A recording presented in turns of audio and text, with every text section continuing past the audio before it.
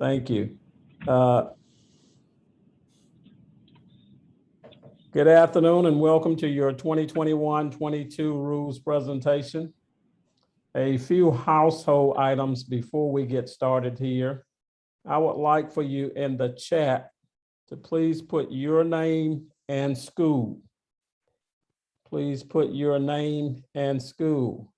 And as you're doing that, I'm going to tell you that that doesn't serve as your ticket for participation. It is kind of a check system for me when I get ready to go through verifying you attending the rules clinic.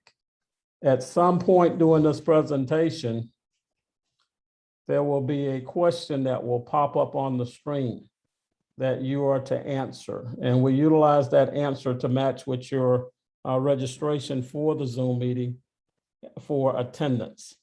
But my backup is that I have your name and school in the chat, okay? So I appreciate What if we're just on our phone? If you're on your phone, Keith, do you have an answer for that? Thank our tech guys here. If you're on your phone, you should be able to click more, and there should be a chat button. If you click more on your phone, and then it should say chat. Thank you for your assistance there.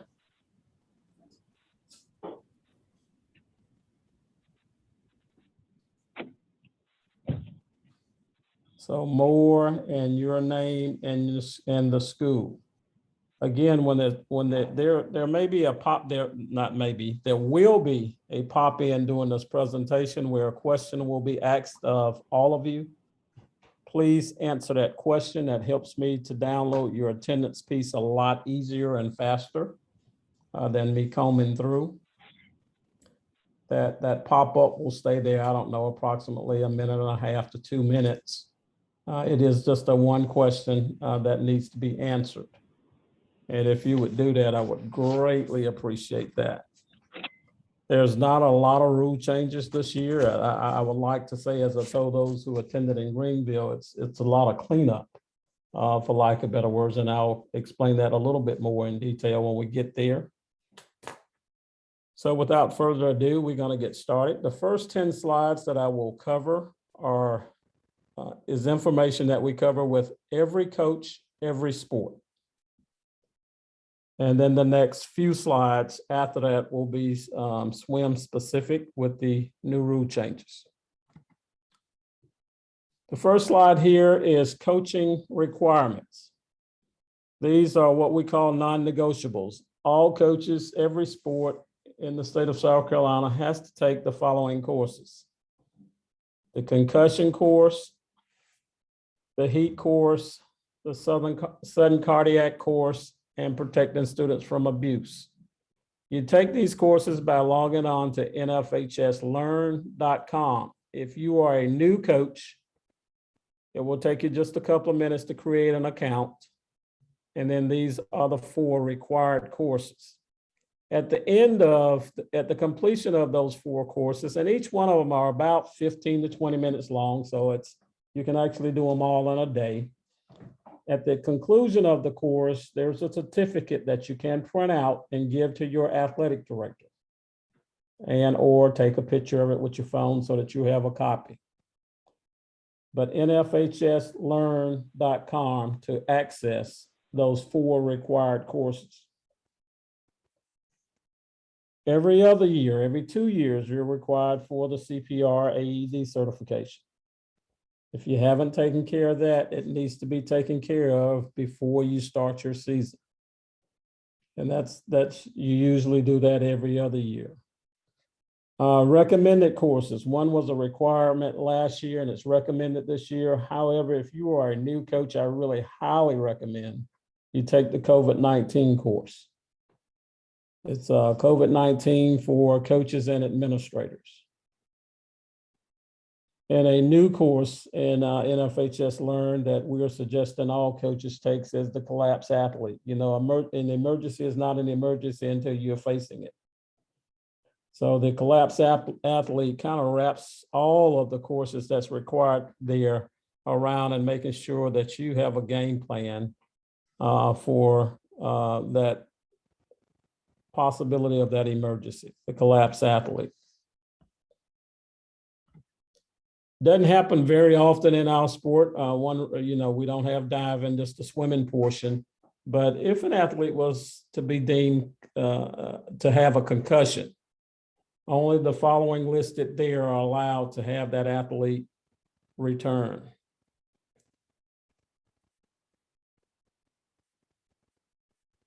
Other medical information. We're in South Carolina and we start practice tomorrow, and this weekend is deemed to be the hottest weekend of the year thus far. So make sure that you're in communication with your athletic trainers, especially of those of you that are using outside pools for practice, just knowing the do's and don'ts in terms of making sure you're contacting your trainer and his or her reading of the wet thermometer. Athletes are required to have a physical. They must be dated April 1st or later for that physical to be valid. We always say check with your AD, but I always tell swim coaches, make sure you have an emergency action plan, because often, I don't know of any of you that have the pools right there on campus. Usually you're somewhere else with your practices. So make sure you got a emergency action plan prepared.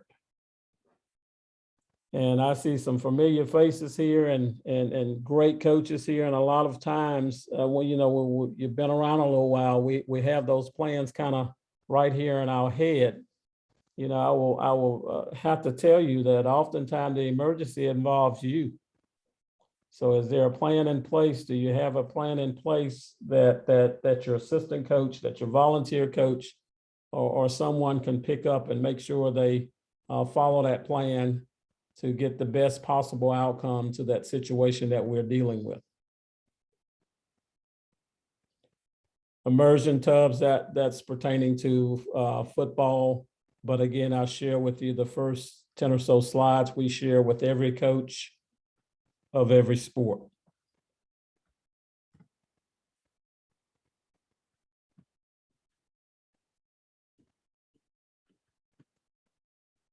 Sportsmanship. What you permit, you promote. If you hear, as a coach, if you hear your athletes saying some things that they have absolutely no business saying, it needs to be addressed. Sometimes we get busy and we say, you make yourself a little mental note. I'm gonna go back. I'm gonna address that before he or she leaves today, and then I get busy and I forget. It needs to be addressed when it happens. What you permit, you promote. So you want to make sure we have been, I'm knocking on wood here, in pretty good shape here in terms of sportsmanship, and we just need to keep it that way and make sure we protect the integrity of our sport.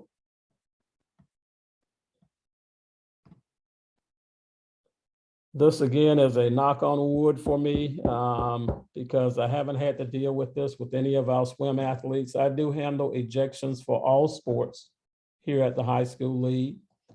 One of the things I have experienced since I've been here pertaining to a swim ejection, it didn't occur during swim season. If an athlete during the spring happened to get ejected from a sport, male or female, and the suspension has not been served, it is a carryover. We don't let them off the hook, for lack of better words. If they do the crime, they have to do the time. So last year, I had to call one coach and let them know that their athlete was on a suspension at the very beginning of the season where they couldn't participate because of a carryover. However, if we have a swimmer that's ejected, it's a minimum of a 1 meet suspension. That's the bare minimum.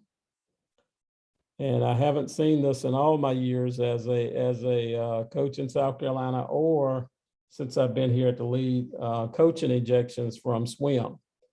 But again, we share this information with all of our coaches. If a coach is ejected, or he or she is suspended for 2 meets, and it carries a minimum of a $300 fine.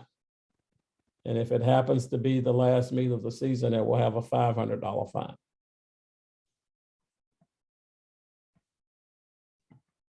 I don't know whether I mentioned it earlier, but if you have any questions, please drop those in the chat, and I will kind of drop down there periodically to make sure I address any questions that I see in the chat area.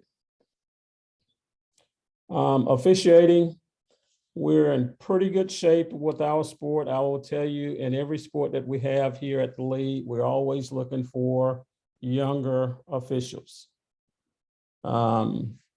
Many of our officials have been with us a while. They do a great job. We got to keep that healthy. So if you got some former athletes or even former coaches that's back in your area that still like to be involved and can help us out from the officiating standpoint, we welcome them. We ask them to get involved. We have to treat our officials with respect and well. We do a great job of that in swim. I have no negative reports there.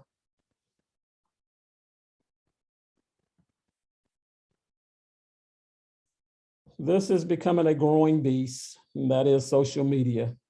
If we have to continue to coach our athletes and parents to keep them on a positive tip when they're on the social media.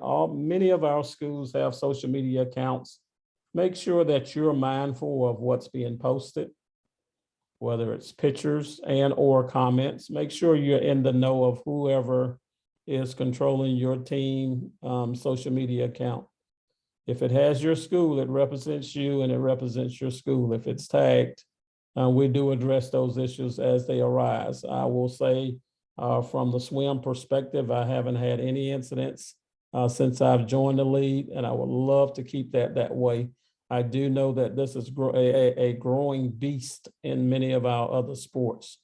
So let's continue to do a great job in keeping our kids away from the negative through social media. You're allowed 2 scrimmages.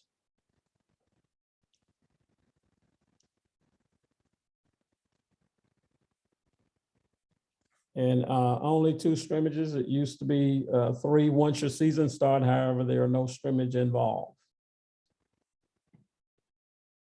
This is where many of our coaches get in trouble, for lack of better words. That's doing that open and closed season, knowing when the open and closed season is. You know, of course, this week we had a closed week, and tomorrow kicks off the first day of practice. Open season is May 1st through May 31st. That's where you get those 20 days of practices. You're allowed to use those 20 days of practices there. And of course, June and July is open season with the exception of the 4th of July weekend. That is a dead week. Dead week means you do absolutely nothing. Closed season, you're still allowed to work with the athletes with strength and conditioning, but nothing no skill related, nothing sports specific. Okay, nothing sports specific.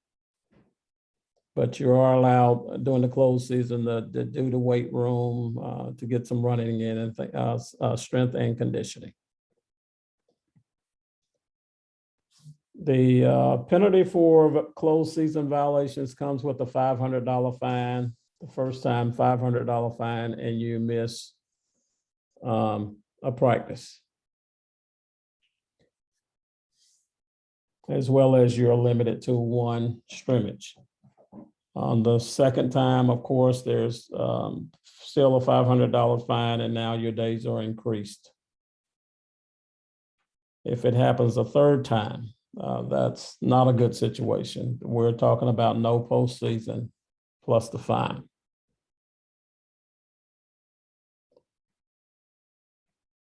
So that concludes the high school league portion of the Rules Clinic. And of course, right now is where I'm looking for attendance. There's a question that probably popped on your screen that you need to answer. That will hopefully connect me to your registration email so that I can make sure that I give you credit for your attendance during today's. So I'm just on audio. Can you do the question verbally as well, please? I'm going to ask you to contact me immediately at the conclusion of the clinic. As soon as it's over, I want you to give me a call and I'll put my contact information up. I will tell you my contact information since you're on audio, so that you don't have to remember it if you don't have a pen or a pencil. I'll tell you right at the end here, and then you can, as soon as I close out, give me a call and I'll make sure that I get you squared away. Thank you very much. You're welcome. All others, that's going to be up just a few more seconds here, about a minute, and then I'm going to have them close that down, and we're going to continue to move. There's only a few new rule changes, so we're more than halfway there.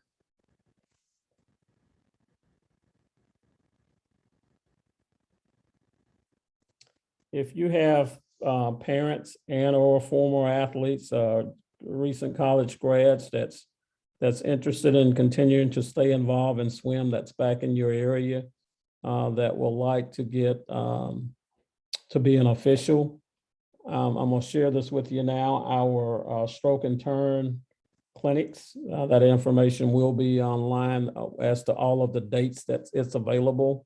No later this weekend, it'll be up this weekend. I'll get them up with all of the stroke and turn clinics. For those that are offering the clinics that you'll see online that's offered virtually, it does not have to be the director from your area. You can take any of our virtual, you can take advantage of any of our virtual opportunities, and or you can go to the director within your area with their designated stroke and turn clinics and or any of the other officiating clinics that's available. But those dates will be shared on our website. Okay, moving right along here.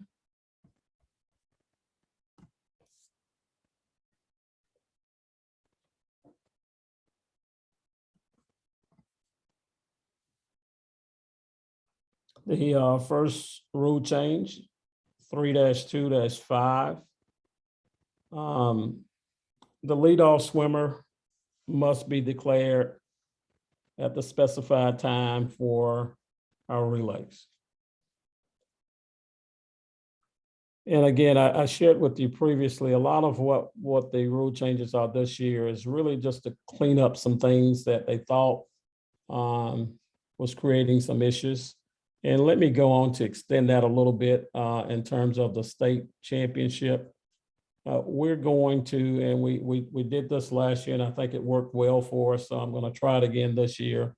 When we get to the state meet, I'm going to really be looking at relay cards. One of the reasons is we broadcast the state finals on NFHS network.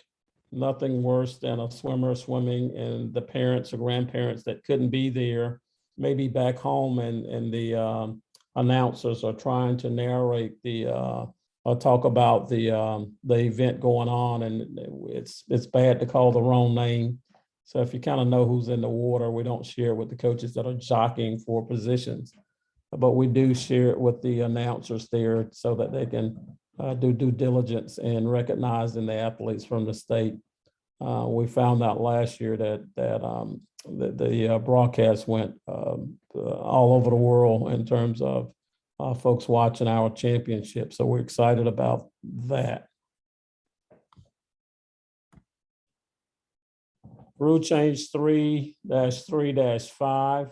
You know, in the past, the athletes that was trying to wear something different as it pertained to their religious beliefs had to submit information to the high school league. We then will send them a letter of clearance and acceptance of their beliefs. And oftentimes we found out, not only in South Carolina, but throughout the country, you send that clearance letter to the AD, the athletes and teams come to your meet to swim, and they didn't bring that clearance letter with them, and it's with the AD on file, and you're trying to find out, should I let them swim, should I not? Do they honestly have what they need? That was a national problem. It's now been rectified, that athletes that are wearing something because of their religious affiliations, that is permissible, that's allowed.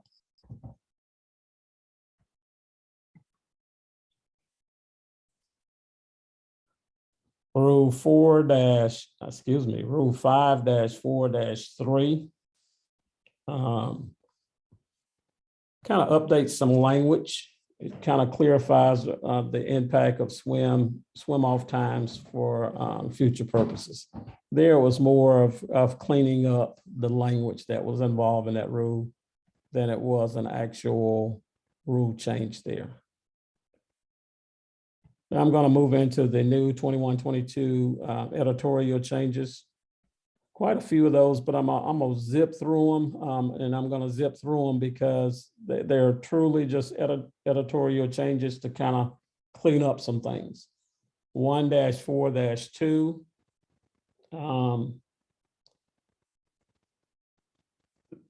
Kind of the definition, the definition formally addressed only the swim events. This was clean really for some other states because it was making sure that it also addressed the diving events. 3-3-2, penalties 1 and 2. The change was to align the penalty language with the rule language. Previously, the penalty language and the rule language was a little contradictory. So we wanted to make sure that those were in a line with each other. And let me share this. At the conclusion of all of our clinics, our rules presentation will be online on our website if it's something you need to refer back to. 4-1-1 and 4-1-1, 4-4-2, 4-5-3, and 4-7. The rationale here was to change stroke inspectors to stroke judges to be consistent with the title, and making sure, again, the editorial changes was to clean up some things that really just needed to be cleaned up.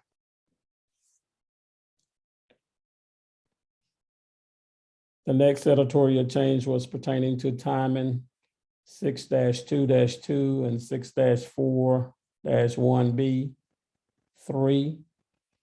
The change here aligns the words to be consistent with the rule. They'll, in terms of breaking a tie, the timers will go to the thousandths. But of course, then the report should read to the hundredths, so it's in line with the rule book.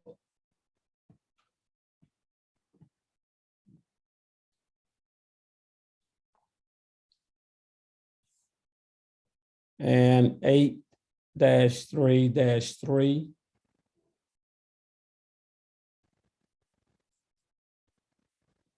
Again, that editorial was to make sure that they cleaned up some things to making sure that it was all in a line with each other, for lack of better terms.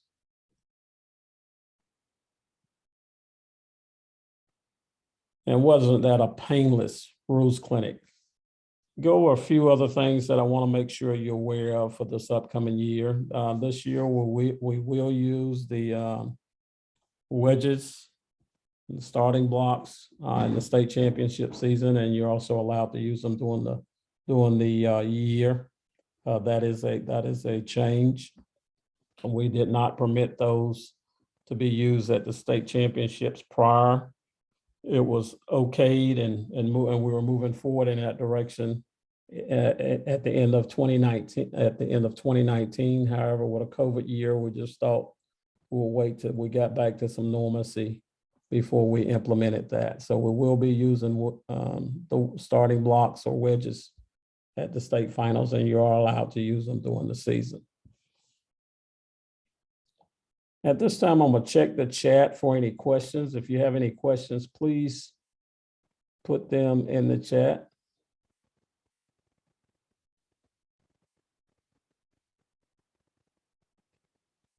One of the questions, will you email the slideshow? It will be available on our website at the conclusion of our last required clinic.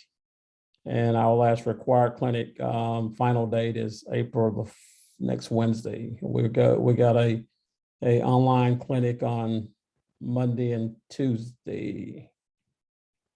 Yes, Monday and Tuesday. So Wednesday or Thursday, the slideshow will be on our website.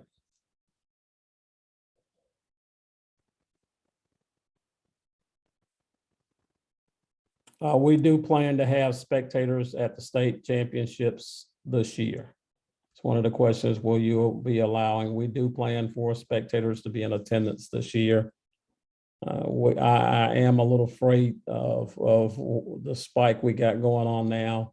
But as of this point, the high school league with all of its sports are planning on moving in the direction of back to normal.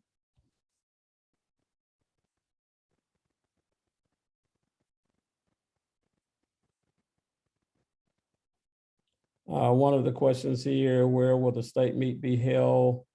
I usually don't announce that without the contract in hand. So I'm gonna put a disclaimer here and tell you that it's a 90% chance of being at North Charleston.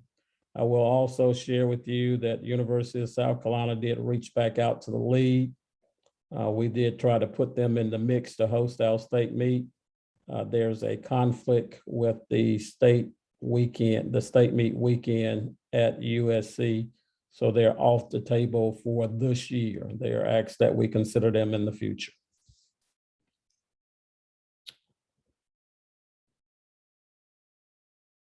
Yes, one of the questions is, has the state meet date been set? It has. It is on our website. I am not looking at that information and certainly don't want to give you the wrong date during this presentation, but it is on our website right now.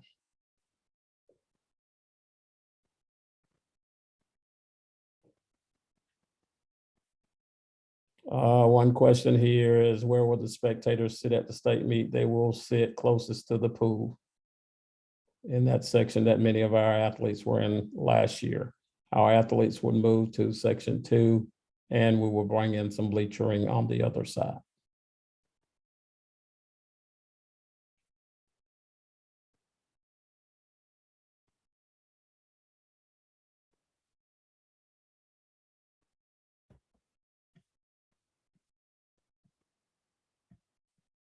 At this time, I don't see any other questions. So if you have questions at any point, please feel free to contact me at the lead office.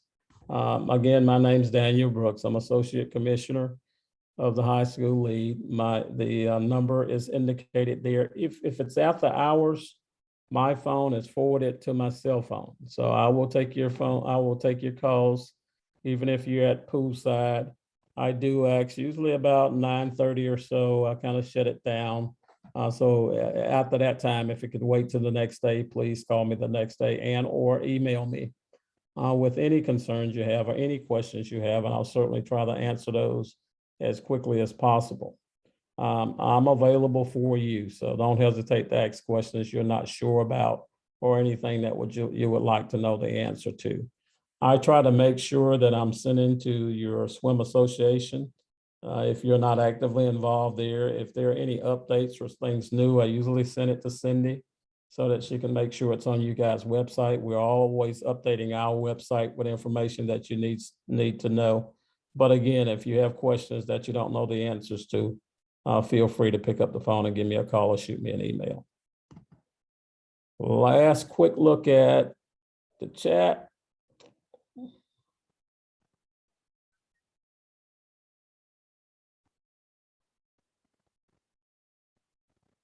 And I don't see anything new there. To my coach that's on audio only, if you will give me a call here in just the next minute or two, I can be reached at 803-798-0120. I'm extension 3. I look forward to hearing from you so that I can make sure I get you accounted for. To all others, we are on a spike right now. Please continue to do the things you did last year to keep our athletes safe. I don't know if all of you know it. South Carolina had the first state finals of any state, any sport in the country last year with our swim championships.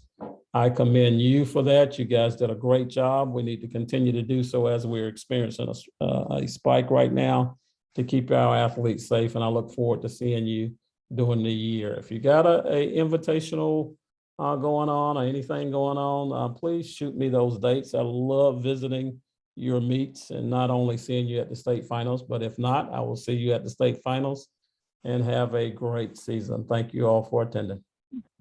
Coach Brooks, can you repeat your number so I can write it down? I sure can. It's 803-798-0120.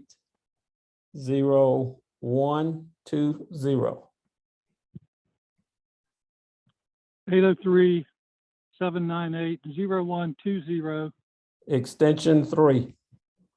extension 3. Okay, I will call you as soon as I hang up here. All right. Thank you all. Okay. Yes, sir. Thank you.